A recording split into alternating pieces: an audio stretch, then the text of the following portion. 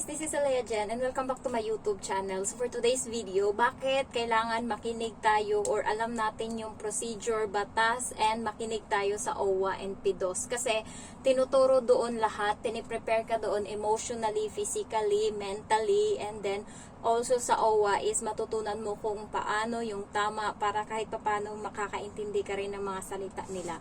So ako kahit paano hindi ako nababackstab na ata ng amo ko kasi naiintindihan ko na sila. Hindi ko alam kung paano pero naiintindihan ko na sila.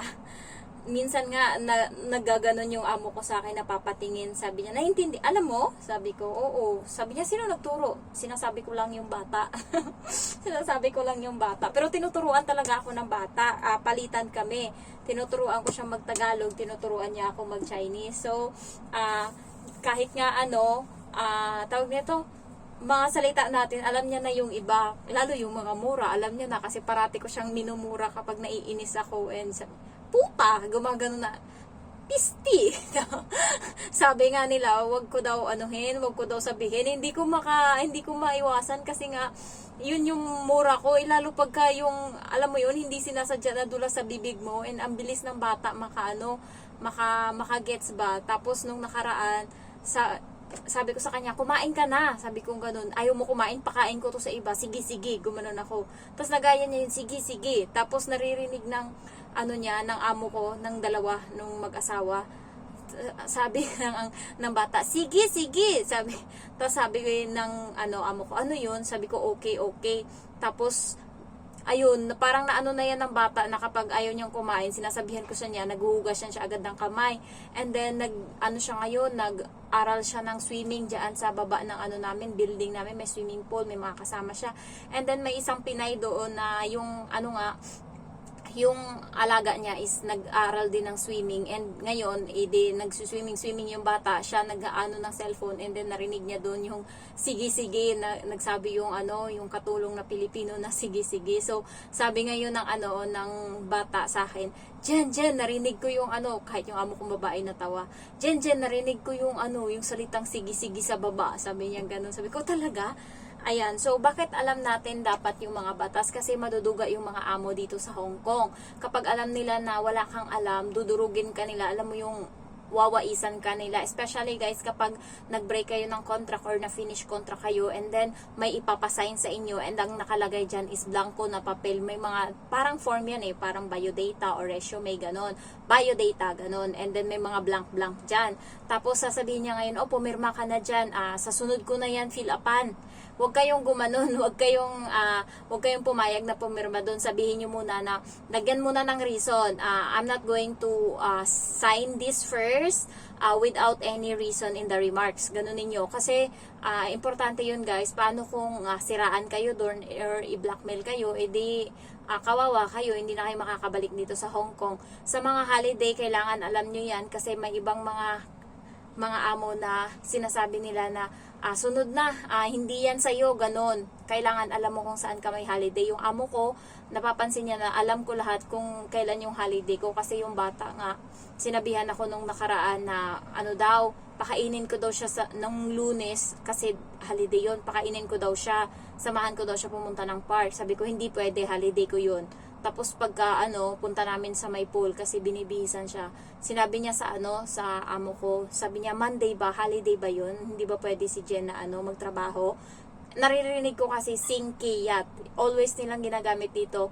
'Di ba dalawang dalawang word yung yung week natin, pwedeng laybayat Monday or singkiyat Monday din. So pili ka diyan sa dalawa kung alin yung gagamitin mo, pero always nilang ginagamit is singkiyat. Ayan, so kaya may idea kayo pagka singkiyat. Laybayat hindi masyadong ginagamit nila, singkiyat talaga yung Monday. Tuesday ganun lang naman dagdugtungan nyo lang. So kailangan alam nyo kung saan kayo may holiday and kailangan alam nyo yung batas dito sa Hong Kong, especially sa oras ng sahuran, kasi yung iba 15 days na hindi pa pinapasahod. So dapat sinisingil yan guys. Matuto kayong maningil, kasi ako nga siningil ko, kaya hindi na siya umulit na nilate ako. Nag-a-advance na nga ngayon ng dalawang araw, 3 araw na advance, lalo pag holiday. Saktong 1 yung holiday na advance yan. 2 pa nga dapat ako sa sahod, kasi 2 ako dumating dito sa Hong Kong. Kaya din sila bumili ng safety deposit box, kasi nga doon nila lalagay ngayon yung mga pera nila doon. Parang nasa, tingin ko, nag-withdraw yung nang nakaraan yung amo ko ng 80,000 Hong Kong dollar, and then nagdagdag sila. Tapos nilalagay lang nila doon, kasi nga para pag in case na sahuran, nung nakaraan kasi wala nga silang pera, tas naningil ako, so naghanap sila ngayon. Buti nabuo nila yung 4,000 mahigit, kasi nga kailangan ko talaga ng pera nung time na yun, kasi siningil ko talaga. So simula nun din na sila na late. Kaya kayo, kapag alam yung late na 7 days lang naman yung grace period natin, pwede nyo silang singilin. So, hayahay na pala yung buhay ko ngayon. Di ko lang alam kung bakit. Alam nyo ba, aalis yung amo kong babae umaga, at kasama niya yung bata, amo kong lalaki, amo kong babae. Umalis siya ng alas 7 ng umaga silang lahat. Hindi na yan babalik yung amo kong babae buong araw. Babalikin siya hapon na. Minsan nga pagka siya yung may hawak ng bata sa hapon, kasi may may exercise na yung alam niyo yung lesson extra. So uuwi yan sila alas 7 na. Tapos minsan uuwi yan siya Lunes ganon. Martes uuwi yan siya alas 5 na, kasi kasama niya din yung bata. So, Miyerkules wala na naman siya buong araw. Wala pa siya ngayon guys, Miyerkules. Mamaya pa siya uuwi siguro. Aalis ako dito 3:15, baka uuwian siya 3:30 or 4, wala na ako dito. So pag uwi namin ng bata, kasi pupunta kami ng park, so pag uwi namin ng alas 5:30, dito na yan siya, tapos na siya maligo. Huwebes, minsan alauna, alas 2 na siya umuwi.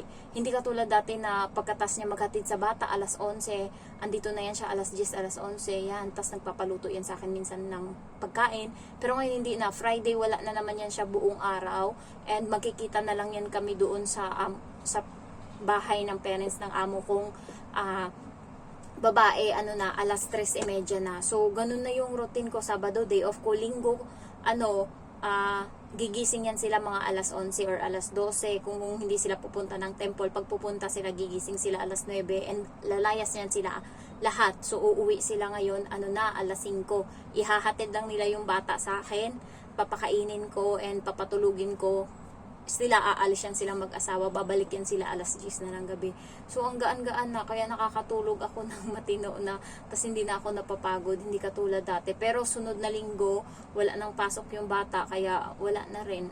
Hindi na ako siguro makakapanag-nakaw na lang ako ng vlog, hindi na katulad ng neto na consistent ako nag-upload. Ngayon hindi na ganun ata, kasi nga wala nang pasok yung bata, so always on hand na ako sa kanya. So kailangan alam nyo yung mga batas dito, sahuran, and then yung holiday natin. Kung alam nyo yung pagkain, karapatan natin na kumain. So kung kayo dyan, magdiskarte kayo, or maningil kayo, or manghingi kayo, or sabihin nyo na ibigay yung food allowance kung matapang talaga kayo, or magpabili kayo para lang, kasi karapatan naman natin kumain eh. Meron naman sana tayong budget, binuburaot lang nila. And also, tinuturo din kasi sa PEDOS yung mentally, emotionally ka na dapat prepared pagdating mo dito. Mahirap yung trabaho, hindi pwedeng hayahay pagdating mo dito, ganyan, pang-aalila, ganyan. So, sinasabi din dyan sa contract na hindi ka nga pwedeng pumunta ng ibang bahay para magtrabaho. Kaya kapag pinapatrabaho kayo sa ibang bahay, i-chat nyo yung amo nyo sa messenger, or kung saan kayo nag-chat sa WhatsApp, sabihin nyo na, Madam, hindi to kasama sa trabaho ko, kasi hindi naman to natin bahay. So, yung nasa contract lang yung sinusunod ko. Ayan. Tapos, pagka nagka-away-away kayo, edi meron kang resibo, or meron kang proof na pinapatrabaho ka nga doon, pwede mo silang baliktarin. So, dapat alam nyo din, kasi minsan terminate nila yung katulong, and walang alam yung katulong. Kung ano lang yung ibigay nilang pera, yun na yun. Dapat alam nyo kung may annual leave pa kayo, 100 na travel allowance, ticket, and then lahat dapat nang meron kayo. Kung may mga holiday na hindi pinalabas kayo, kasi may mga ganun akong subscriber na inipon lang yung holiday nila, sabi pagka end na daw ng contract babayaran. Siguro maduduga yun, kasi nga makakalimutan na yung iba, 'di ba? hindi ko feel yung ganyan. Gusto ko pag holiday ko labas ako. Kasi nga, nakakalimutan nila yan eh. Ano pa naman yan sila? Alam nyo yun, ng buburaot. Konti na nga lang sahod natin, binuburaot pa nila. So, ayun, kaya kailangan, mapagmatsyag kayo, and alam nyo dapat sa loob ng bahay kung saan kayo pwedeng makadiskarte ng pahinga, saan kayo pwedeng makasingit na makakain kayo ng, alam nyo yun, hindi nararush. Kasi dati, yung kain ko guys, kahit merong CCTV, nakatayo ako mga 2-3 subo, magrinig kong nagkakaluskus na yung amo ko palabas, tatago ko na naman yung pagkain ko. Ganun ako dati, parang takot na takot ako. Ngayon, bahala ka dyan, kumakain ako, nagsiselfone, kumakain ako, ganyan, kinukuha ko yung tuyo niya, niluluto ko. So, wala naman palang issue, pero ingat lang kayo kasi yung ibang mga amo nga, nag-iipon lang yan. Pag sumabog yan, lahat-lahat nandyan na. Kaya, dapat ready kayo. Ako ready din naman ako eh. Pagka nagka-bookingan talaga, meron akong ganito nakakapal na resibo guys, pag bumibili ako sa ng mga pagkain ko. And bumibili ako always sa Park and Shop. So, nandun na yung tinapay, gulay, itlog, ano pa ba dyan, yung mga prutas. So, nandyan lahat, nakapackage na yan. So, pagka nagka-bookingan, ang kapal-kapal ng ihahampas ko sa kanya, sasabihin ko, mabuti na nga lang sa isang buwan, mabilhan mo ko ng 1 kilong pakpak ng manok. And then, Indomie nga guys, last na bumili siya sa akin, April pa. Anong petsa na ngayon? June na, matatapos na yung June, nangalahati na sobra. So, hindi pa siya bumili in sardinas, yung 4 na peraso sa Park and Shop.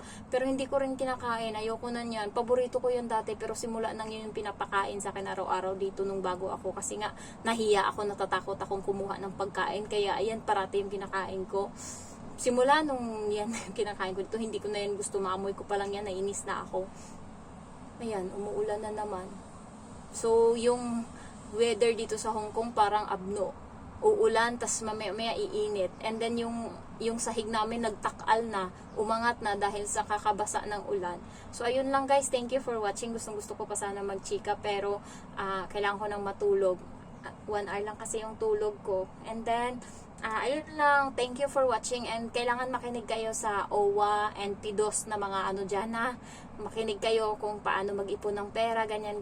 Kung kukuha kayo ng kabayan kapag nag-meeting or nagpa-appointment sila or sila ng PIDOS and OWA na kayo yung nandun, nag-o-offer yan sila ng kabayan, i-grab nyo na kasi 100 lang yun.